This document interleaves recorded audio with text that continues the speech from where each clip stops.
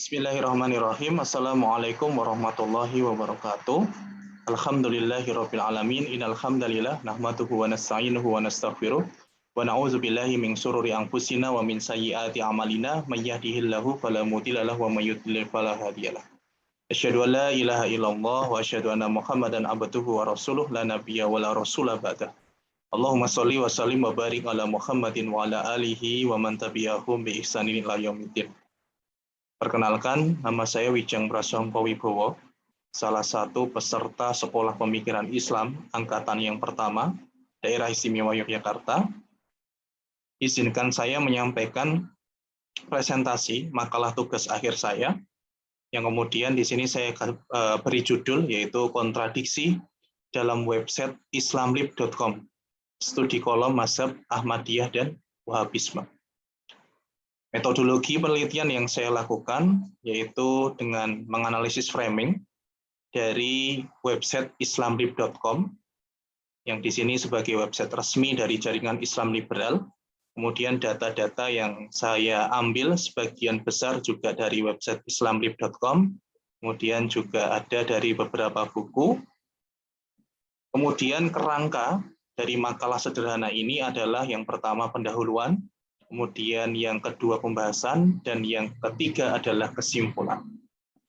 Baik, saya akan memulai dari pendahuluan, di mana di kolom pendahuluan ini kemudian berisi terkait dengan latar belakang munculnya makalah ini, kemudian sejarah singkat mungkin dari jaringan Islam liberal, khususnya terkait dengan website mereka, islamlib.com, kemudian berisi juga terkait dengan tujuan dari penulisan makalah ini.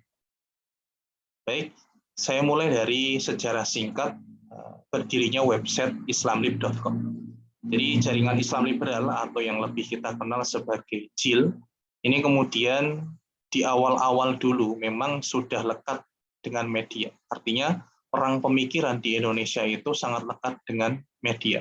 Sebagaimana salah satu ciri dari Ghusul Fikr itu sendiri, yang kemudian disebut sebagai perang pemikiran, tentu berbeda dengan perang konvensional.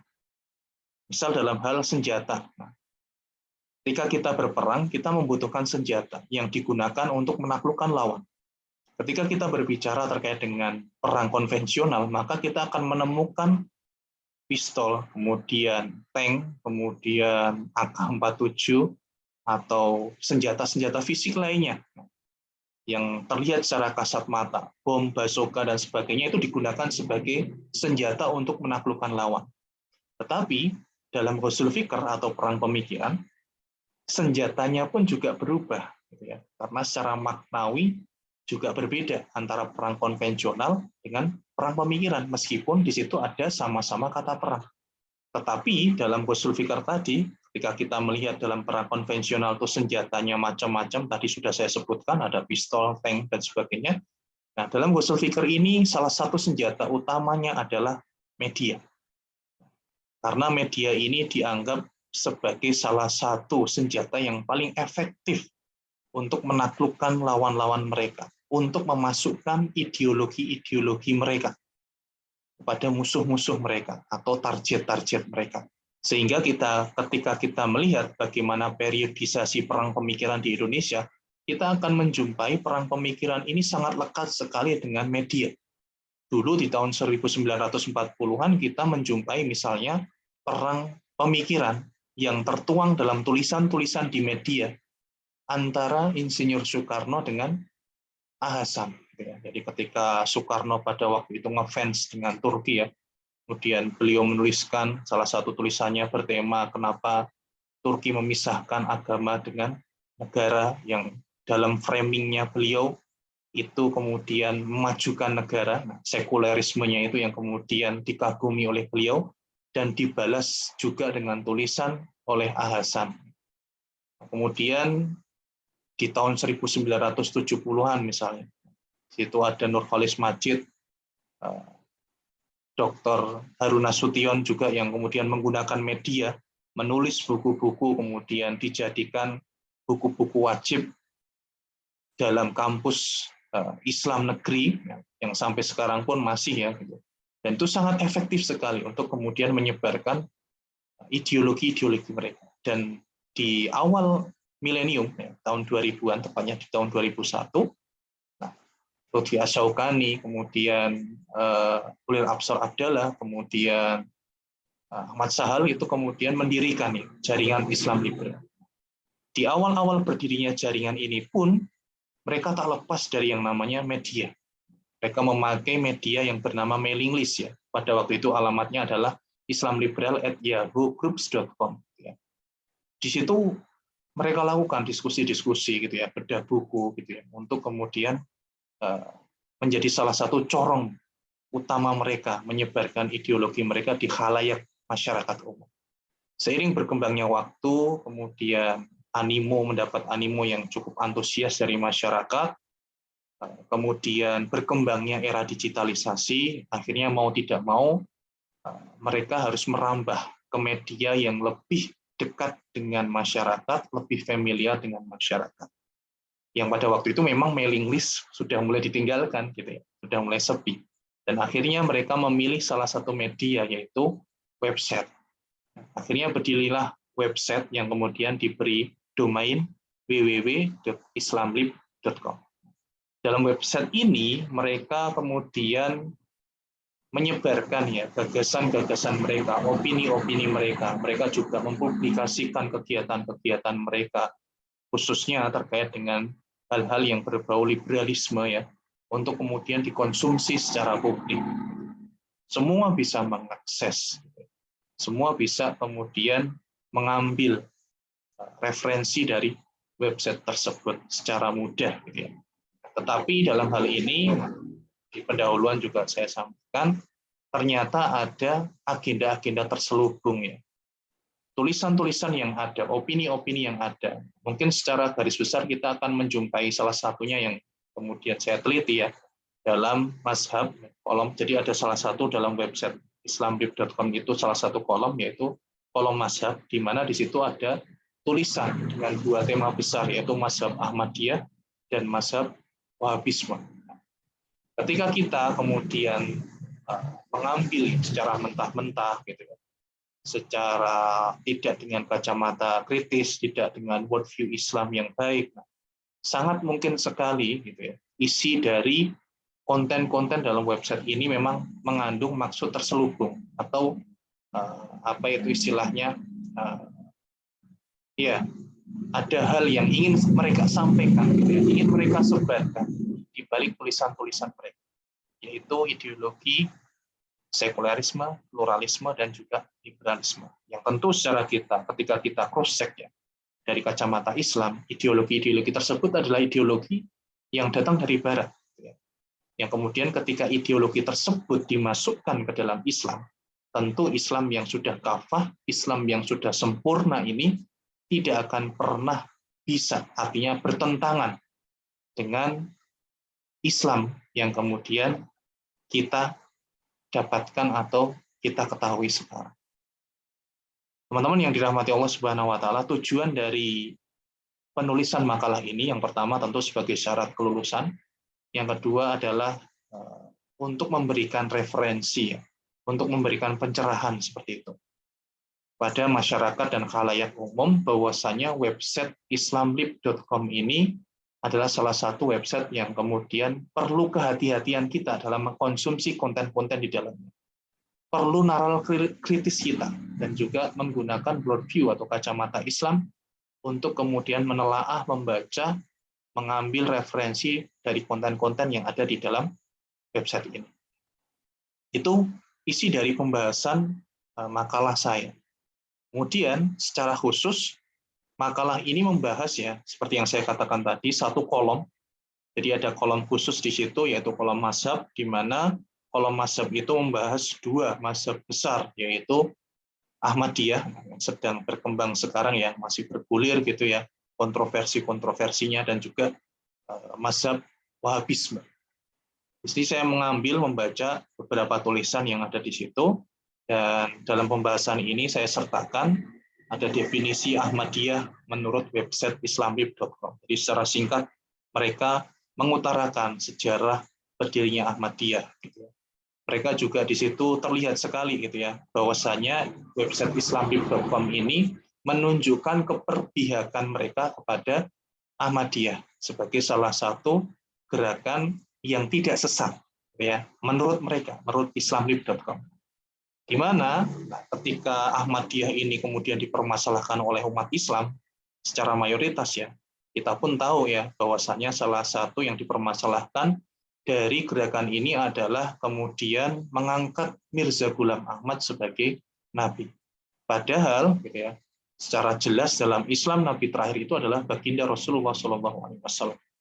Tetapi nah, salah satu ciri dari gerakan liberalisme ini adalah menggunakan rasionalisme untuk kemudian membius para pembacanya sehingga mau menerima ideologi mereka, ajakan mereka.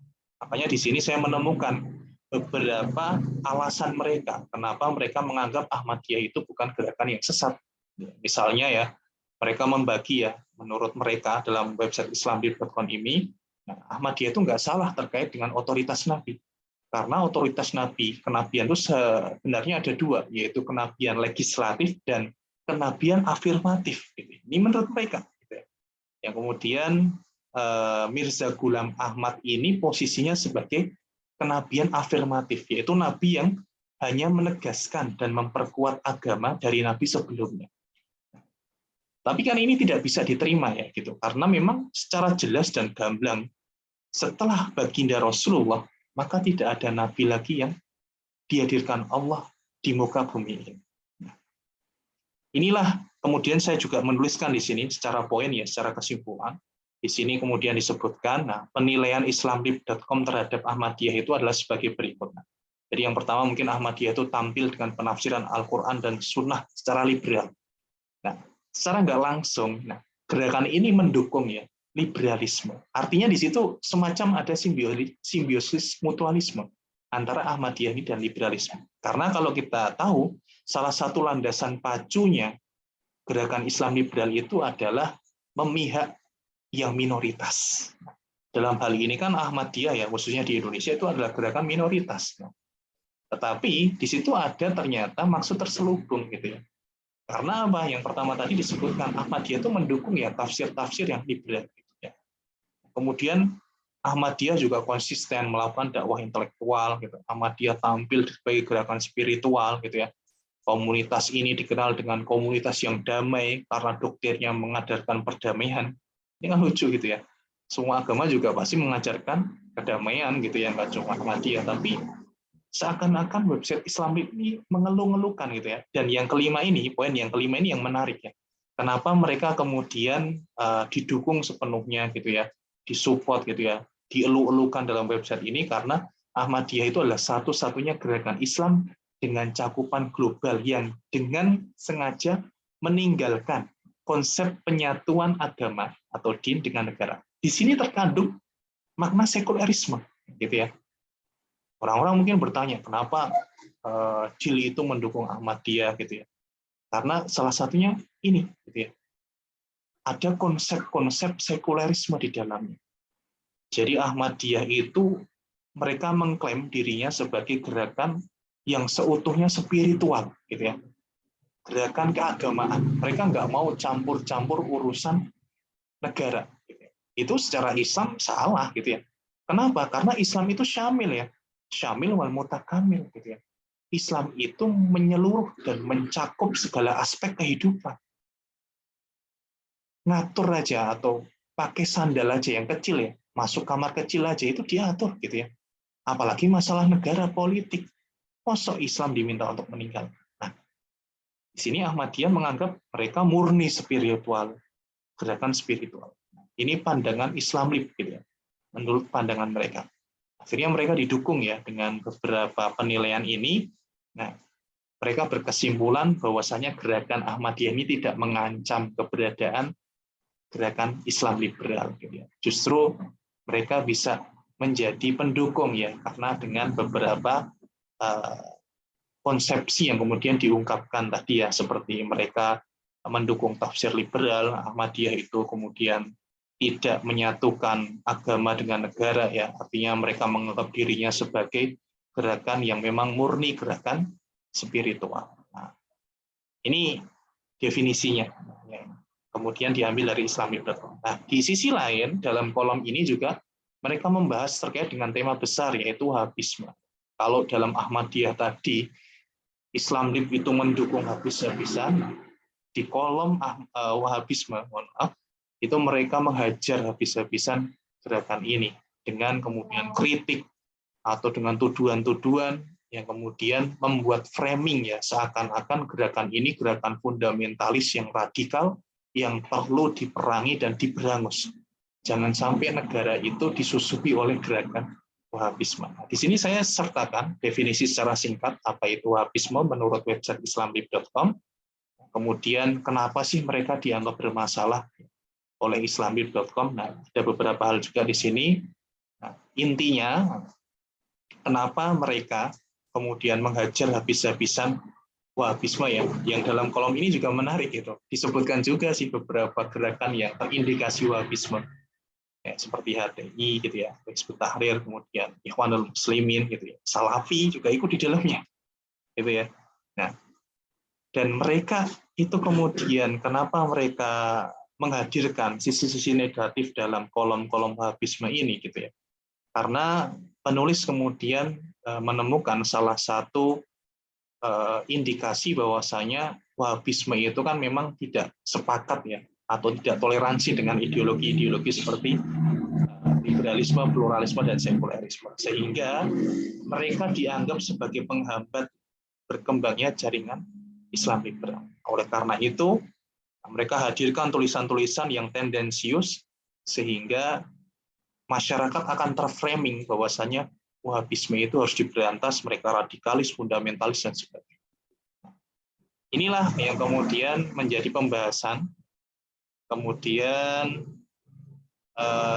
itu definisinya. Nah, dan kita akan menemukan, ya, kontradiksi. Setelah kita baca dua kolom atau kemudian kita baca kolom mazhab dari dua tema besar tersebut, ternyata teman-teman semuanya kita akan menemukan sebuah kontradiksi dari website ini sendiri gitu ya. Jadi penulis setelah membaca kolom tersebut beralih ke kolom tentang kami, di mana kolom tentang kami itu berisi terkait dengan tujuan, corak pemikiran mereka mendirikan website ini. Dan di sini ada kontradiksi yang sangat nyata. Karena apa? Di kolom tentang kami ini, penulis berhasil, ya, menyimpulkan 3 poin.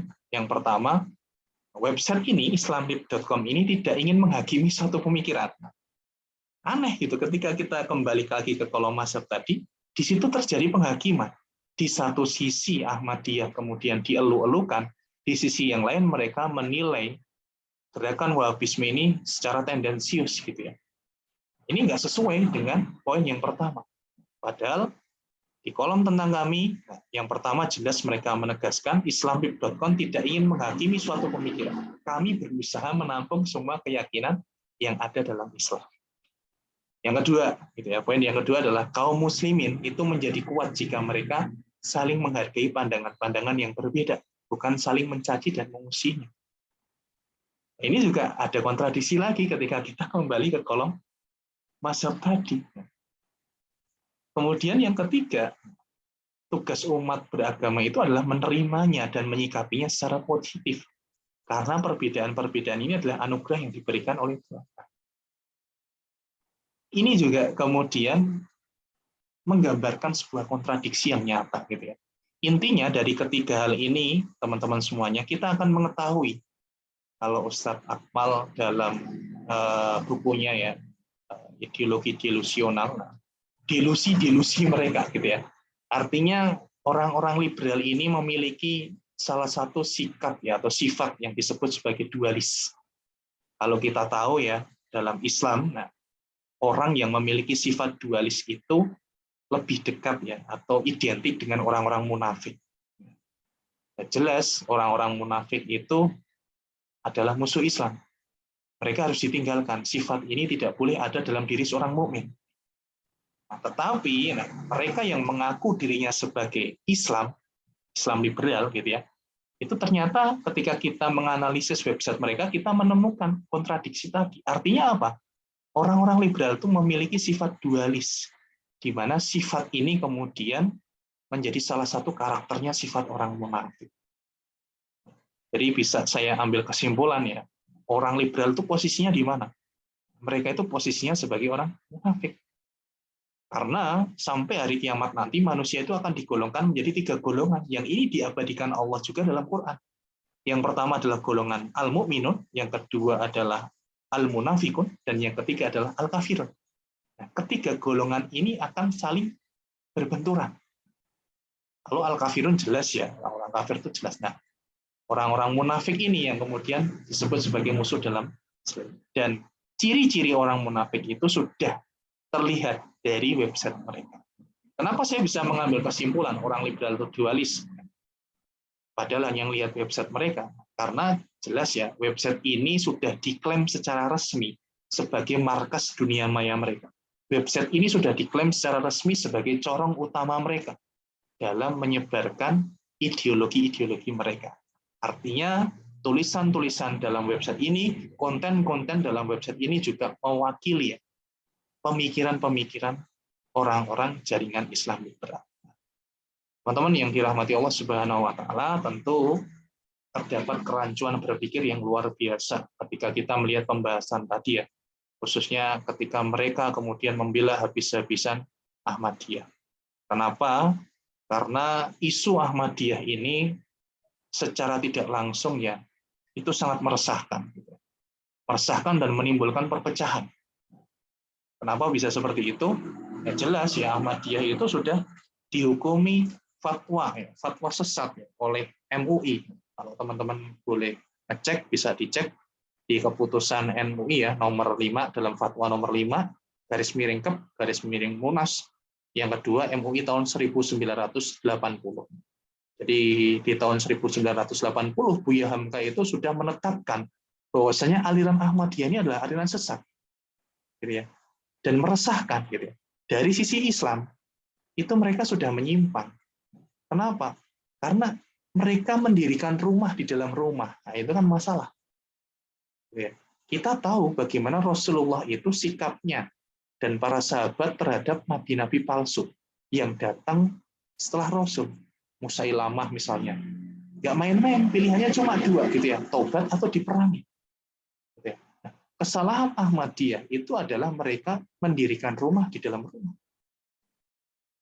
Seandainya ya, secara Islam kan sudah menimbulkan perpecahan ya, ukhuwah Islamiyah terpecah. Ya kalau mau solusinya gimana? Ya udah keluar dari Islam, mendirikan agama sendiri, agama Ahmadiyah di luar Islam. Gitu ya. Karena Islam sudah jelas otoritas kenabian setelah Nabi Muhammad, tidak ada nabi lagi yang diutus oleh Allah. Sedangkan mereka di sini menganggap Mirza Ghulam itu adalah nabi. Lucu, gitu ya. Jadi secara Islam ini sudah menimbulkan keresahan dan mengancam persatuan umat. Secara negara pun juga seperti itu, secara kenegaraan. Ketika Ahmadiyah ini terus dipelihara, maka dia mengancam kebinekaan. Kenapa mengancam kebinekaan? Karena memang apa ya istilahnya, Menteri Agama ya, Jaksa Agung, dan pada waktu itu sesuai dengan UU nomor 1 garis miring PNPS tahun 1965 itu menyuruh ya. Nah ini kan legalisasi negara ya. Kementerian Dalam Negeri, Jaksa Agung, Menteri Agama bersepakat meminta pada waktu itu Ahmadiyah menghentikan aktivitas keagamaan. Artinya legal ya, secara negara itu pun sudah disahkan bahwasanya aliran ini adalah aliran yang sesat, teman-teman semua. Oleh karena itu, website ini sangat-sangat kontradiktif sekali, bahaya sekali. Kemudian yang kedua, kita juga akan mengatakan ya, ketika mereka mengatakan Wahabisme itu fundamentalis, radikalis, dan sebagainya, mereka lupa. Justru orang-orang liberal itu, khususnya orang-orang liberal barat itu lebih radikalis gitu ya. Bagaimana kita melihat ya, pembantaian di Palestina, ya, di Rohingya, di Irak gitu ya, Baghdad itu dilakukan oleh orang-orang liberalis gitu ya. Itu lebih kejam lagi dan mereka diam para. Ini kontradiksi gitu ya. Delusi.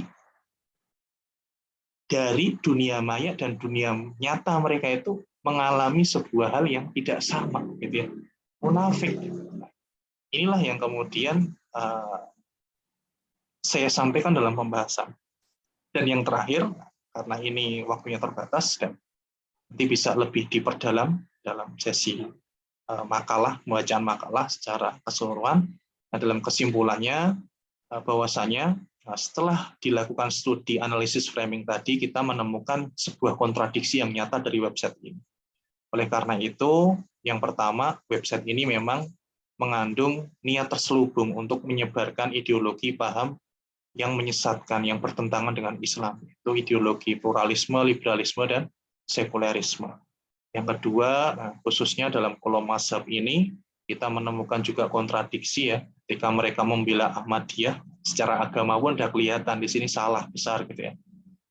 Kemudian menghajar habis-habisan Wahabisme karena mereka tidak mendukung ya agenda dari liberalisme itu sendiri, sehingga dihajar habis-habisan secara tendensius di sini. Nah, dan yang ketiga, penulis mengingatkan ya, di kesimpulannya adalah kita harus lebih berhati-hati dan waspada lagi terhadap website islamib.com. Kenapa? Karena sudah jelas maksud dan tujuan mereka apa. Di dalamnya terdapat kerancuan-kerancuan, kontradiksi-kontradiksi yang itu sangat berbahaya dan bisa mendekonstruksi ya, pemahaman agama kita. Kalau kita tidak kritis, kita tidak menggunakan kacamata kehati-hatian dan worldview Islam dalam mengambil referensi-referensi di dalam. Tapi tidak juga ditinggalkan secara keseluruhan, karena ini bagian dari ikhtiar kita untuk memerangi pemikiran-pemikiran mereka. Kalau kita nggak mau ya kita tinggalkan semua yang di website, udahlah nggak usah dibaca gitu. Kita nggak akan tahu bagaimana pola-pola mereka dalam membangun usul fikr di antara kita.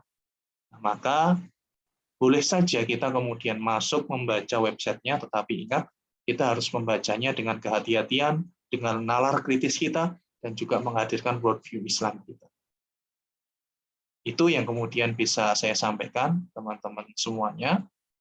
Jika ada kurangnya saya mohon maaf. Nasrun minallah wa fathun qarib wa basyiril mu'minin. Assalamualaikum warahmatullahi wabarakatuh.